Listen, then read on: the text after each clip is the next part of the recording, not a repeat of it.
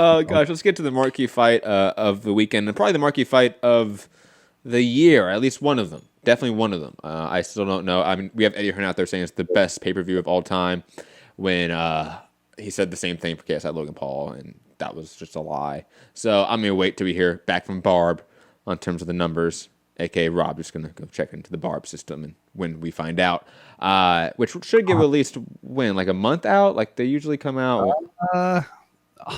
I don't know. Look, they usually got a pretty good idea early. You know, when they give out it's tracking. I remember Eddie was saying this. It was Joshua Parker. He was saying this has got every chance of breaking it. The way it's tracking, the way for breaking the Klitschko.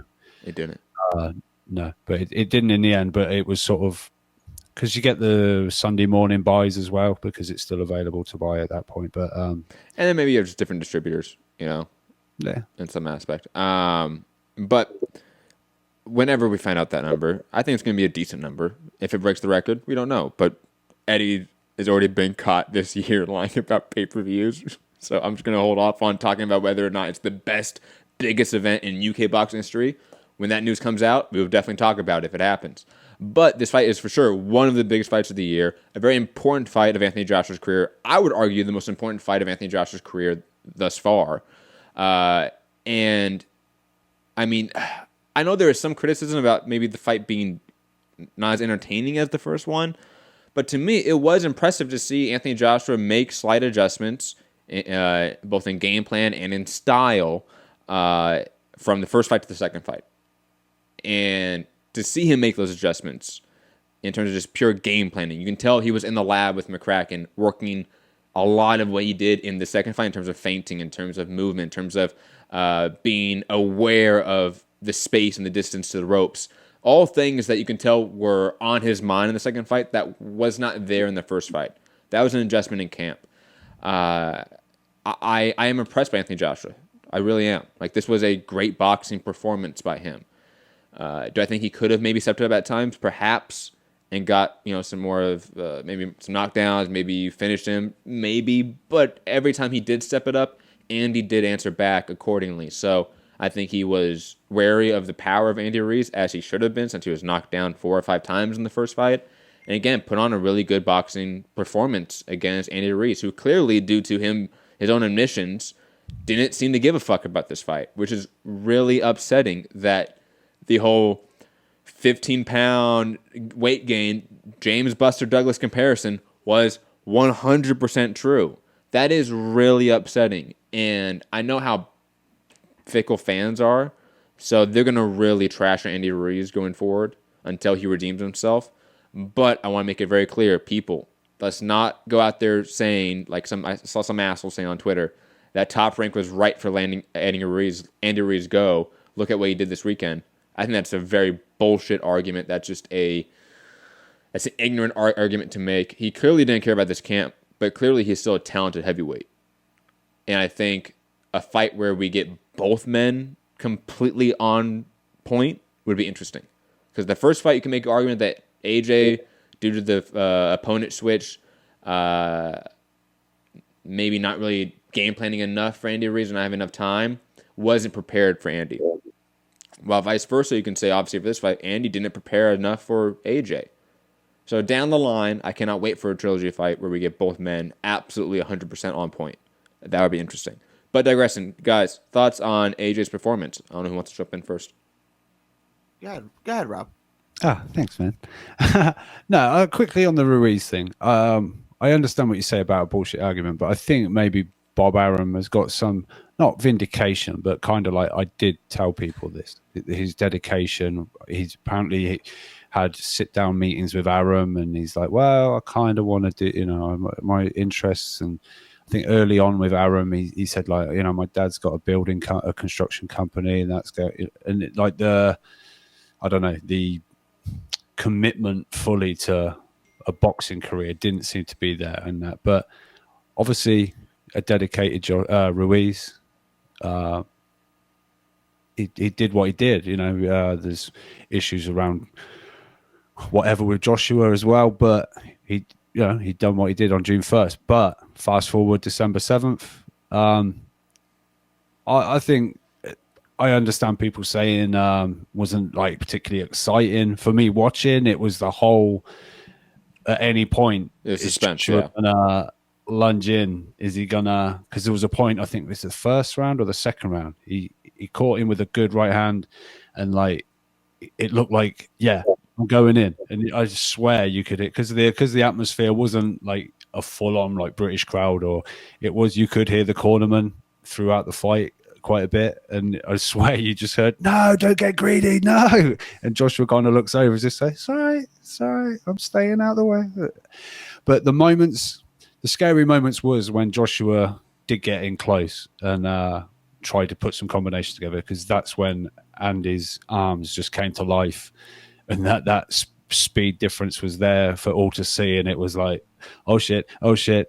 But for me, I felt Joshua was really fit going into this and was able to he did catch a couple of shots up on that temple, that troublesome area. We've seen it with the White fight, the Klitschko fight, and the first Ruiz fight, but he seemed to take them and get out of trouble. And I really want to see Joshua work on trying to clinch, because I mean, Ruiz looks like a difficult guy to clinch because he wants to throw, so he's hard to get hold of, keep those arms down. But for me, Joshua going away off the back of a complete humiliation in New York, and to come back like this disciplined, like a mature, kind of, I don't give a fuck what anyone thinks, I'm going to win this with my left hand.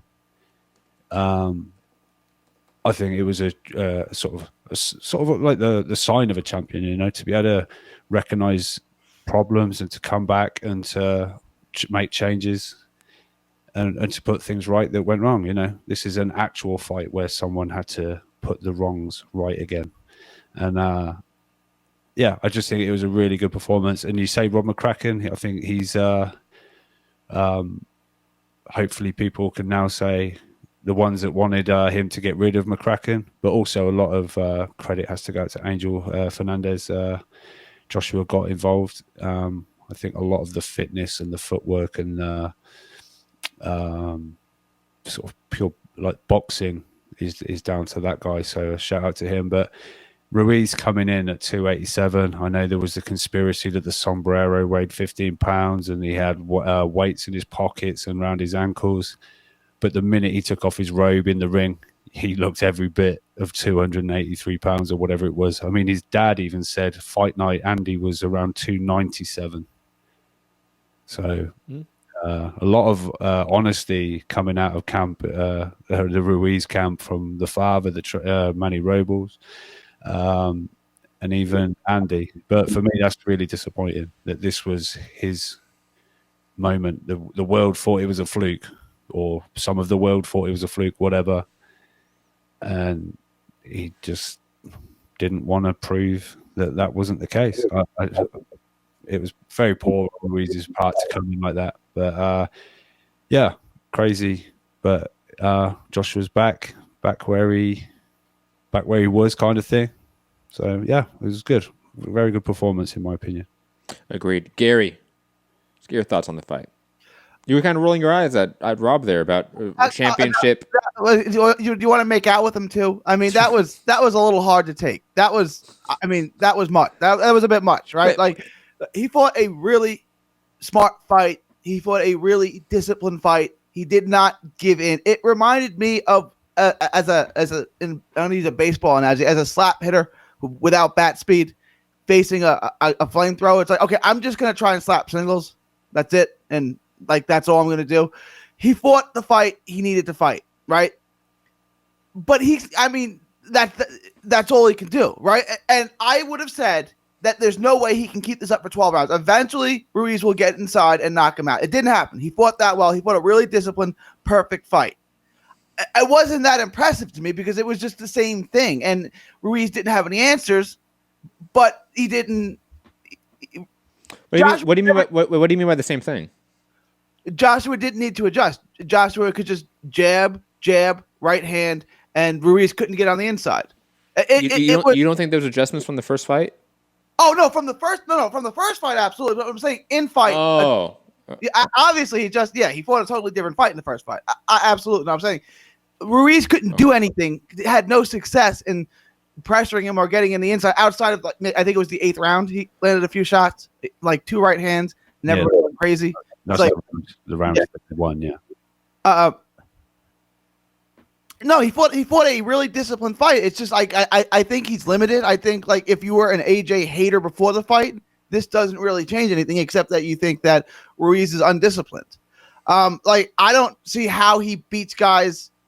He never looked comfortable. That's what I'm trying to say. Like, he looked like he's trying to get through these rounds. Let me get through these rounds. Okay, let me get through these 3 minutes. Let me get through the next 3 minutes. He never went for the knockout, which is not a big deal to me, but he doesn't look like Tyson Fury in his comfort zone. Or Billy Joe Sanchez, who's not going to knock you out, but is going to dominate off the back foot and style on you and impose his will as a boxer. He never had that. He looked like he was really fearful of Ruiz's power and was never really comfortable, even though he was winning round after round after round after round. I get your point, Gary, and but I don't think that's an issue because a fighter that is that has a defensive counterboxing game plan that is not a counterboxer. That's not a guy that's on the back foot because AJ is not usually that guy. He can do it at times like he did with Parker, but even then, looked uncomfortable in that performance, right? Because that's not his style. He's a guy that's in the mid-range. He wants to sort of walk you down and press you and then apply combinations. That's what he likes to do. So doing the exact opposite of that is going to make him uncomfortable naturally, in my opinion, just like in the Joseph Parker fight. And of course he should be concerned about the power of Andy Ruiz. Andy Ruiz knocked him down 4 times and knocked him out. Like, I think absolutely he should be concerned about that in some aspect. I don't see that as negatives to AJ's performance at all. I think that's, to be honest, positives. Like, that's what you have to do. And to Rob's point about, it's a sign of a championship fighter, champions have to, when they're either scared of power, when they're worried about trying to fight a different fight than they're used to, but they do it anyways, and they win, that is absolutely a championship sort of caliber or championship material because non-champions don't really do that. You don't see the perennial top 10s of the world being able to adjust like that or being able to fight a fight that's not their style and fight it for 12 rounds and stay disciplined in that aspect. Okay? Yes, it wasn't a truly impressive performance because I think the entertainment value was low, but it was impressive in the same way that, like, a Floyd Mayweather Juan Manuel Marquez fight is impressive. It is, absolutely. I mean, I guess because he did fight Plan B, right? Because you're right, that's not his natural style. Like, that's not textbook Joshua, and he fought Plan B to perfection. I give him all credit. Like, I think he fought really well. I think he fought a smart, disciplined fight and fought the fight he needed to fight. He's not going to beat Fury that way. He's not going to beat Usyk that way. Absolutely, no. Well, first off, Usyk and Fury are not Andy Ruiz, so he shouldn't fight them this way. So yes. Well, shown another branch to the. Usyk, who's short-armed, would still need to get on the inside of Joshua. Usyk is still predominantly a boxer that doesn't have real heavyweight power. Right. He'd have to get in and out on him, right? Because the reach advantage, now, I don't know what it is off the top of my head, but it would be pretty drastic because, if I'm correct, I think Usyk is pretty short-armed for a guy that's 6'3". A little bit T-Rex arms, yeah. Yeah. Again, I think the claim that he has to fight a different fight for these fighters is absolutely true. Like, same with Deontay Wilder in a fashion. Like, you can't fight this type of game plan with those guys because all those guys are different. A championship level fighter adapts to each opponent and crafts a game plan for each opponent because each opponent is unique in terms of their threats, their weaknesses. I mean, especially in the heavyweight division more so, I would say, because each guy is so unique in terms of their faults, in terms of their strengths. I think you're right, Gary, but I don't think that's a negative. Again, I feel like you're looking at it from a negative perspective that if AJ can't have this performance against those guys. Well, of course not. I agree with you, but that's how he should be. He should craft a different game plan for Tyson Fury. Absolutely. And I don't want to get on the Wilder bandwagon to like a Wilder fanboy, but so if he can't fight Wilder going backwards, and you sure can't fight him coming forward, how's he going to fight? I don't know why you think he can't fight him going forwards. Because he's going to eat a right hand. Because he's not that mobile. Like he's a good defensive fighter. But then he works on that. Is Wilder going to eat a right hand as well? But then he works on that. Like that's the thing. Like if he rises to the occasion, he works on that head movement. He's able to slip off the center line with from that right hand and deliver his own, deliver a left hook. Like, he has to adapt to the fight. Absolutely. Because I don't think he could have the same fight he had against, let's say, Dylan White or Charles Martin or Carlos Takam, like he did with Wilder. I think he can't have the same performance or game plan like he did with Parker or Andy Ruiz in the rematch as he should with Wilder. The Wilder game plan is going to be unique, or at least it should be. And hopefully, because of this whole Andy Ruiz situation, AJ knows that now, that he really has to be studious when it comes to game planning for a fighter. Because if he doesn't, he falls into traps like he did with Andy Ruiz. And I think that's hopefully the lesson he learns from this, right? I would say. He's not going to try and box Tyson Fury, is he? What I'm saying is, how does he beat these guys then? How does he beat Fury? Otto Wallin walked Tyson Fury down and laid hands on him. Deontay Wilder, a guy that's not a great boxer, as we all said, right? Or as we all say, was able to, at times, walk down Tyson Fury, out-jab him at times, and land his right hand. Okay? Yeah, but Wilder's got a really good jab. Like, he had a decent jab that's now really good, actually. Like, he's got a good jab. AJ has a great jab, too. He does. It's not as long as, I guess it's not much shorter than Wilder's, right? What's Wilder's reach? He was losing every round to Fury. So if that's the game plan you want to take, okay, you'll lose not by much. Well, I think we can all say that AJ is a much better boxer when it comes to forward aggression, technically, than Deontay Wilder. So of course, yeah. I mean, yeah, I think AJ can have a lot of success against the top of the heavyweight division. Is he going to win all these fights? No, but I don't think any of these guys win all these fights. I think if that has not been made perfectly clear to you this last year, that there is not one guy that can dominate this division, then I don't know what you're smoking. Usyk wins all of them. Chaz Witherspoon laid hands on him. First of all, Gary, you said it was a great performance. He'd done this. It was maybe even his best performance to date. I didn't say that. But continue. I think he did before the start of the show. But I don't know. I don't remember. No, but now, but you're not impressed. Robert. But you're not impressed by it. I don't know. It's like some kind of. I said it's not. What I said was, if you didn't like AJ, if you were an AJ hater, he didn't do anything to change your mind. Which Gary is. I'm not even. I like AJ. I don't like Eddie Hearn. I like AJ. AJ's a fighting champion. He fights everyone. He's a good guy. I like AJ just because I think. Rewind the tape, Gary. You said it wasn't impressive, but just to let you know, at the moment, a Joshua Wilder match and a Joshua Tyson Fury match, they are pretty much even money fights at the moment, according to the bookies. So, and that's like what Matt's saying. These guys could beat each other. Look at Wilder losing rounds to Ortiz. Now, I'm not saying Joshua's got the skills of Ortiz as far, and he's a tricky southpaw or this, that, and the other. Yeah. But he was getting tagged up a little bit. He was taking shots. Now, if Joshua is to land with those shots, whilst Wilder is looking for that, trying to land, put the heat-seeking missile on, we said how great he was, being patient, losing rounds, but staying patient, just looking for that opening. Whilst looking for that opening, could Joshua not tag him with something big and get him rocking and rolling a little bit and wobbling? Of course he could, right? And let's put Usyk to the side for a moment. Let's look at like that three-headed monster there.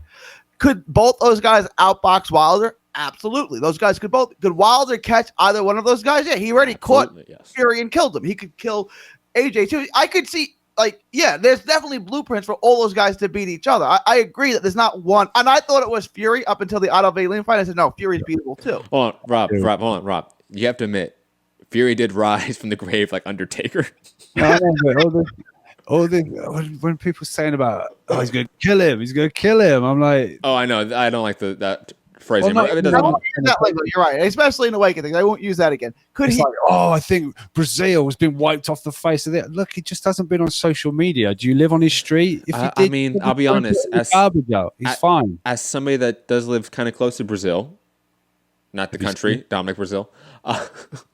I've not seen him around lately, to be honest. I'm concerned. He was wiped off the face of the earth, it seems. Holy shit. But digressing, guys, I mean, I think we're in agreement that AJ crafted a good game plan. He boxed well in this fight, right? We're all in agreement there. Absolutely. Maybe we're in disagreement about how impressive that is or what that really means about him. But that, I think, that's fine. Like, we're in this division where everyone is sort of picking a horse right now. I think where it's impressive is because of what happened in the first one. Just the complete domination. He was absolutely... He got battered for like 7 rounds. And to come in and be disciplined like that against the guy that done that to you, I think showed class. Now, do we think this fight would have been different if Andy Ruiz came in here 100%? I'm not to really be that guy, but like he's doing this right now. I mean, I don't know. I'm not.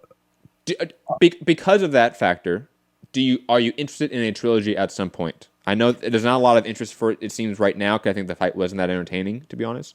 I think that's more of the reason why. But down the line, I think if he proves himself, I think Ruiz needs to go away and prove that he can take it seriously and come in good shape again for, I don't know, like Wanaki and Ortiz would be the names. If he could beat those guys, then I'd be interested. But at this point, no. I mean, one of two things happened. Either you were outclassed and I have no interest in seeing it again, or you didn't take it serious, and I have no interest in seeing you again until you start taking boxing serious again. So at this point, no, I have no interest in seeing, especially with the names Dillian White, Usyk, Wilder, Fury. I don't really have interest in seeing that straight away. I mean, just very quickly. I mean, Dillian White, really? Did you see his performance this Saturday? I didn't think. I mean, he was actually. You know what? Give him the PDs, guys. Just give him the PDs. I don't care anymore. Yeah. Please. I want the Lucas Brown performance again. I want that shit. But digressing from that. He's out of shape, man. Sure. He's out and remember, while he was out off and this whole thing was going on, he made it to the final of MasterChef. So he's obviously been practicing and eating 271 pounds. He was never going to do. Dillian White did? He's got Jamaican heritage, right? Yes. I can't hear you. They're good cooks. There's good food. Just jerk chicken. Just a lot of jerk. Jerk anything. Food in Jamaica. Good fish. Let's go to the co-main, unless you guys have any other thoughts on AJ versus Andy Ruiz. I think Gary is obviously doubly not looking forward to a trilogy because because Joshua and then I'll if he beats Kwanaki and beats Ortiz, then I'm all for a trilogy, but not straight away off that. No. I'm just your caveat for it was either I don't want to. If you didn't take it seriously, I don't want to see it again. And if what was it? If you took it serious, you just got outclassed like that. I don't really want to see it again either. So he got outclassed, and he was didn't take it seriously. So doubly not looking forward to a trilogy right now. But I will say this though. I don't quickly, Matt. To answer your question, I don't think with that game plan, I don't think taking it seriously in shape, Andy Ruiz would have made a lot of difference. Personally, that's how I feel.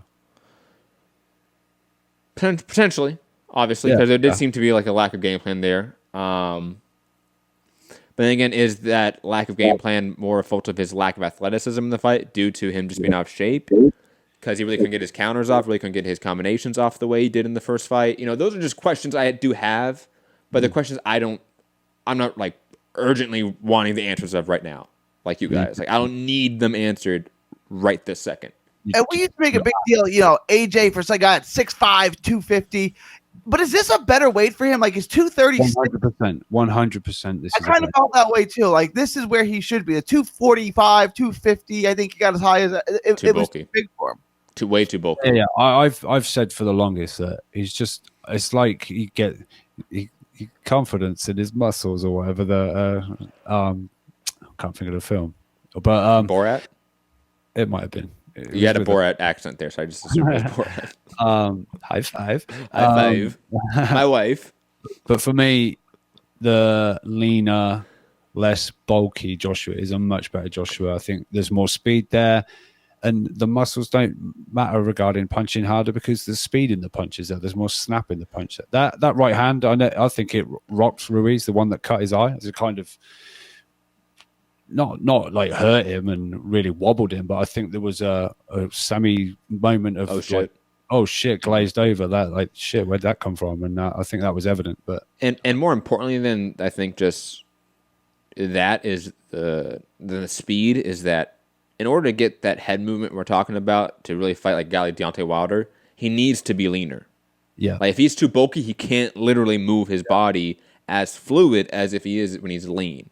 So just from a pure defensive standpoint, to get the head movement I think he needs in terms of slipping off the center line, that subtle movement, a la like let's say like a Marvin Hagler, or I mean, God willing, a James Toney ability to slip off the center line but keep walking forward. If he could have that, then he could really give all these guys issues. But he doesn't have that right now, mainly due to I think his bulky nature and that sort of robotic movement he has based off of that frame. Yeah, I mean, look, that was one of the robot can move pretty well now. You know, everything that was leveled at Joshua. That he's mentally weak. He should retire. He's a robot. He's stiff. He's got no cardio. He's chinny. I don't know. A lot of those were ticked, as in sort of dismissed off the list. Personally, but hey, Rob, I have a question. Yes, who got hands put on more? Did Usyk get more hands put on him against Witherspoon, or did AJ get more hands put on him by Ruiz in the second fight? In the second fight, Ruiz landed more. What? I was giving you a layup, Rob. You got it wrong. How'd you miss that layup? I was giving you. I don't want that layup because I'm sticking by my original point of Witherspoon didn't put hands on Usyk. No, I will. Taking that to the grave. Yep. All right. I like the discipline. Yeah, I'm not falling for that. Oh my god. I'm so disappointed in you, Robert. Do you want me to compy box it? No, we're good. Let's go to one fight was 12 rounds, one is 7. So I mean, literally one fight's half the length. So we'll never know. Well, actually, you know what? Rob, check it up. While I'm I'm presenting the next fight. Bring it up. Why not? Fuck it. What, Joshua Ruiz and all that? Yeah. I'm gonna have more because Witherspoon really only touched him up the first couple of rounds, and then after that, Andy literally didn't throw anything. He really didn't. So, he landed 2 right hands, and everyone was like, "Oh my, here we go!" It's like that was me. I was like, "Oh my god, something's happening, guys! Finally, please." But while Rob is looking that up, because I'm just curious, just for the old argument's sake, that Witherspoon did touch up Usyk. Povetkin versus Michael Hunter turned out to be more of a decent fight than I predicted. I thought this fight was going to be really bad, to be honest. I had very low expectations for this fight. And it produced a pretty interesting heavyweight fight. Michael Hunter, I thought his combination work overall was far better than what we've previously seen it. He was far more willing to exchange on the inside with Povetkin. That was surprising. His willingness to sort of go to the body of Povetkin at times was surprising as well. I thought Hunter just fought a gutsy performance. And then on top of that, the Charlie Chaplin speech that he played to walk out with, just bravo to Michael Hunter. And I tweeted this out on Saturday night. Like, has anyone heard from him? We should be concerned. I'm so concerned. Have we heard from Michael Hunter? Oh, he did. He tweeted today. He's safe now. He's safe. He's good. But that was ballsy. That was ballsy from Hunter. Respect to him for that. He put a poll out, right? Yeah, he did, for what fight he should take next. Obviously, I would want the Povetkin fight next because that's probably the best opponent you can get at this point, just from a ranking standpoint. And plus, it was a more entertaining fight than I thought it would be. But not saying it was a fight of the year contender or anything like that. Just thought it was more entertaining than it was thought of. But Povetkin is looking a little bit older in terms of his reflexes, in terms of his overall just form. So I'm curious what the expiration date is on Alexander Povetkin's career. But digressing, guys, Hunter versus Povetkin fought to a split draw. Thoughts? I actually don't know what you're talking about as far as the Chaplin. I didn't see the ring walk of the entrance. I didn't even. I have no idea what you're talking about. I really don't. You know the Charlie Chaplin, like the dictator speech? The great dictator. The great dictator? Oh, because Chaplin didn't talk. So I don't know what either of those things are. Chaplin was a silent film guy. Do you think I can get away with playing it? The audio, Rob?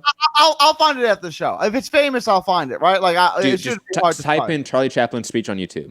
Okay. It is one of the most amazing speeches in all of cinema history. So actually, I don't know that, and then basically the speech is all about like mankind coming together to fight for democracy, and he's playing in Saudi Arabia. Oh wow, that's pretty cool. Okay. So it was pretty cool. Well, yeah, whilst dressed as Predator. Yeah, the Predator costume was so cool though. No. It was. It was a see. If you have a cheap like Halloween store Predator mask, I get you, but still.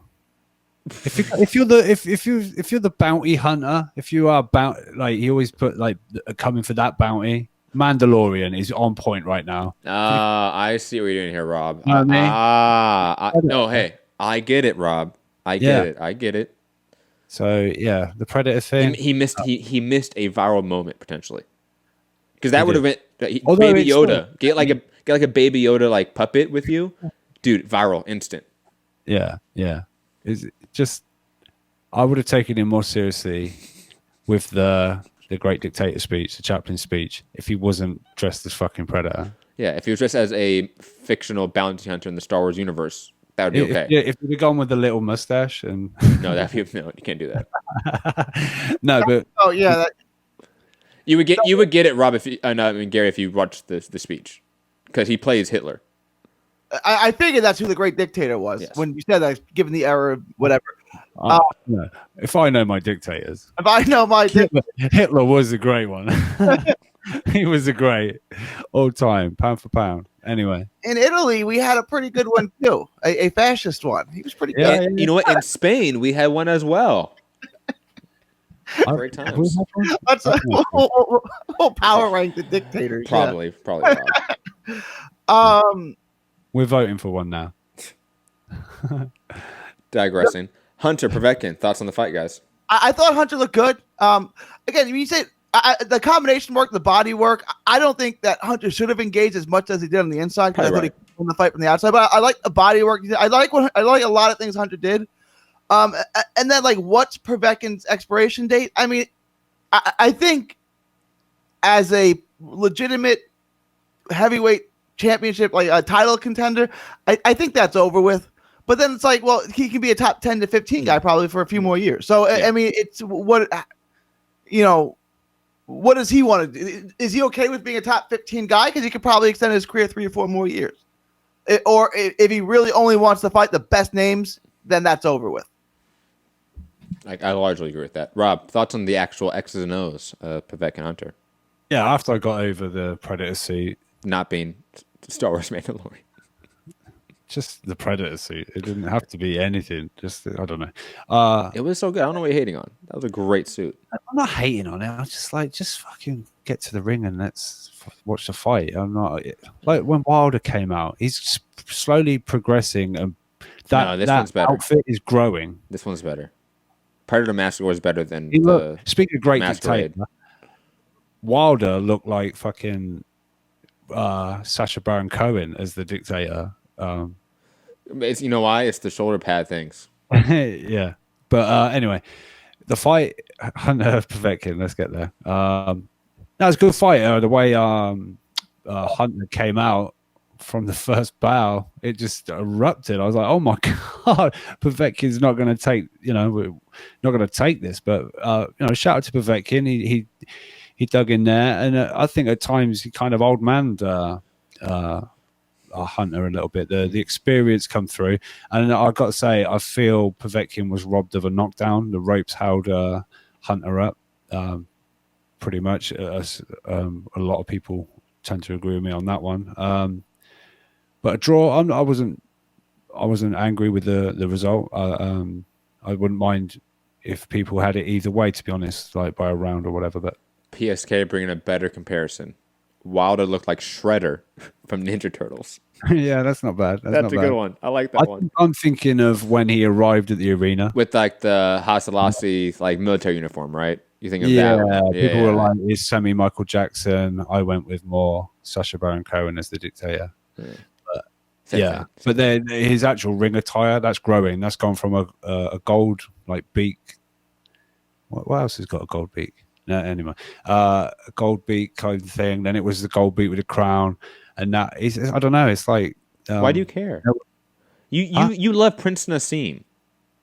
Yeah, but he you can't hate on Prince. I mean, you can't love on Prince Nassim and then like hate on anyone else having a long entrance or having an extravagant like that on a flying carpet. I'm cool. That's high production value, man. And plus, I think it'd be a little bit insensitive for him to be on a flying carpet. It wouldn't make sense. Yeah, if he did that in Saudi Arabia, I'd be like, yo, Wilder, stop, man. What are you doing here? You know what I mean? Like, Prince doesn't seem to do it because he's Middle Eastern. It's different. Yeah. But digressing. What do we want a rematch? Hunter Povetkin? It was a WBA eliminator, so I think they might have to. You're gonna have to do it again. I mean, they don't have to. I mean, it's not. But yeah, Everyone seemed to. I see some people suggest they don't think it will, but I think it's kind of got it right. With who's available, right? Like, and who's busy. Like, it makes a lot of sense. The fight was good. It was a good fight. So I don't see why you wouldn't. Maybe we get Mamor Chara and Fraser Kendo. Stop. Moving on. Dylan White defeating Marius Walk via unanimous decision in the most boring fight of the weekend. Again, I said it before the show started, I think, or maybe it was when the show started. Just give him all the steroids. Like, I don't care anymore, guys. Like, I just want to see an exciting heavyweight fight.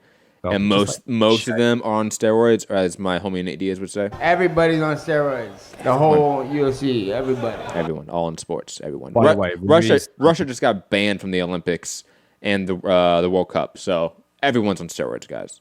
There's all this talk of like going under like a neutral flag, right? Oh, yeah. So can Russia actually find a loophole compete if they want? Yeah, just don't carry a Russian flag. Simples. But simples. Yeah, just let Dillian White get back into shape. All this stuff, whether you're rolling with it or not, UCAD is said what they've said. I know it's like we wish we knew more, but they've said he's not guilty of any wrongdoing, so he can get on with his career as such. And I don't know, maybe now he'll get into shape. And hopefully, yeah, because this was bad. Like this was a bad performance. Yeah. I mean, he copped a thumb in the eye. Have you seen his eye since he's finished? That was like, I bet that shit's fucking horrible. But yeah, it wasn't like scintillating stuff. It was just two big, out of shape guys fighting, trying to like lump hammer each other, and neither guy was kind of shifting. These are the type of like heavyweight fights that makes me hate the heavyweight division at times. Are these fights? I know what you mean. But yeah, we'll hopefully see it in shape. I don't want to see a whack again, but an in shape Dillian White. Yeah, I'm down to see that again. Don't worry. Quickly, PSK saying Hauser getting sued. No, he's not, because UCAD. He did test for something. He had metabolites in his system. They had a process. That was 100% the reporting of Thomas Hauser. Why would he get sued when his reporting was correct? He didn't say that Dylan White should be crucified. He just said Dylan White was tested positive. UCAD's going through a process. Guess what? That's 110% true. I know you UK fans hate the idea of Thomas Hauser being a Hall of Fame, literally a Hall of Fame reporter, but he is. Robbie, trying to play a soundbite? No, I was trying to not make the YouTube play. Oh, I was like, that was a soundbite. By the way, Andy Ruiz landed 60 punches. Oh, thank you. That's 5 per round. That's 5 per round. Very good, guy. Very good. See what you did there. Now what's Witherspoon? Do you have that? I don't know. He landed more than he landed more than 5 a round because he landed way more than that in the first couple rounds. Probably the rate's higher, but that doesn't mean way more. He says, but that's not 5 per round. Hang on. I like the goalpost shift, Gary. I approve of that goalpost shift. That was a good one. What's the rate of punches? It's the question how you want to get the answer, you know? Anyways, as Rob is looking at that, Filip Hrgović defeating Eric Molina in a fight that probably no one needed to see, but we saw it. I didn't see it, so.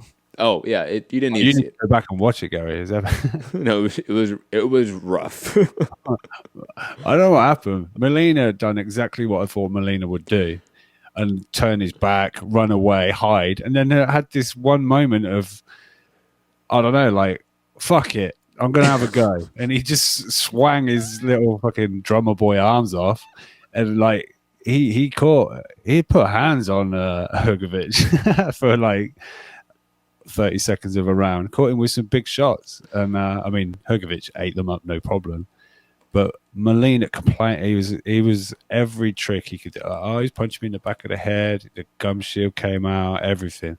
I mean, he did get punched in the back of the head. It's because he was facing the wrong way. So, yeah, Molina. I don't want to see Molina in the ring ever again. No, I mean, I'm not for one for saying that fighters take dives, but holy shit, Molina, what were you doing in there? I mean, like, honestly, like, you did not want to be there. Clearly. He got knocked down like 4 times, and I think he only got counted as one of them. It was a 3-round fight too, guys. Like, it lasted 3 rounds. Like, we can move on. It's so bad. I'm ready to see Hrgovic sort of face someone now. Like, yeah, because he's good. Like, he's talented, but he's fighting guys that it's hard to gauge how talented he is. I mean, to be honest. From the Sutherlands, it has been very difficult to get him opponents, and I guess understandably, but yeah, well, I don't want to see Molina face a heavy puncher because he like takes one on the arms and it's like, fuck this. Can I get my check? Is the money gone through? I'm pulling Molina's Texas card. That's it. He's got to give it up. Yeah, do it. He doesn't get to keep his Texas. No, he shouldn't. That's not Texas fighting. It was bad. Like I said, like even though you haven't seen it, like you don't need to see it because we are 100% accurately just like telling you how shitty it was and how much of it looked like a dive. To be honest, I know you guys don't know this reference, but I know like 5 people listening will. Bob Sapp in MMA, known for taking dives in Japan. Look up Bob Sapp takes a dive on YouTube. Just type that in. Enjoy yourselves, ladies and gentlemen. Holy shit. You guys think like soccer players like Neymar is rolling around crying for nothing? Wait till you see Bob Sapp fighting. And Eric Molina is on that level now. Bad. Just really atrocious. Witherspoon landed 21 punches. Witherspoon landed 21? Mm-hmm. Comfort box is rigged. Yep, I'm with Matt. Because Andy Ruiz did not land 60 punches. There's no way he landed 60 goddamn punches. He landed 5. What lands? It landed. You know, it glanced off the top of his head. That's a guess. That's a landing blow. Like that's what fucked Joshua up in the first fight, Gary. Did that not count? True, yeah. And quickly, just a brief comment on Majidov defeating Tom Little. And Diego Pacheco defeating Salemi, some guy. Is that guy okay? I have no idea, bro. Holy crap. Yo, I was concerned. I found that kid from. Oh, my God. But Pacheco destroyed that. Dear poor boy. Oh, my God. And Tom Little got destroyed as well. That punch. Oh, my God. And then it was like, okay. And then the legs just went, nah. Any last thoughts on Ruiz versus Joshua 2? Yeah, it's something different. I mean, I personally felt that the setup of it, I thought it looked great, but those big illuminated pillars proved to be a poor spot if you had a ticket that one of those was directly in front of. Declan Taylor, the boxing writer over here, he went and before he was there very early, sat in one of those seats and said, "You gotta be fucking raging if you've got this seat." You could literally see one corner and then the other corner. The rest of the ring was taken up by that like illuminated column. So I think come the time the fight started, those seats were actually not being used because you couldn't see anything. But no, I thought it looked good. The card, I think the experiment with heavyweights, we don't need to see that again. To do this back in the 90s on Mike Tyson cards, like you'd have every heavyweight in the stable fight on this end. Yeah, I don't necessarily think that's a good idea. You might get some spectacular knockouts, and you might get some drab 12-round or 10-round long ass kind of fights. Maybe with the right matchups, it's all right. I enjoyed Hunter Povetkin underneath the main event. That was fine, but like a whole card, I'm not sure. That's trash. Trash.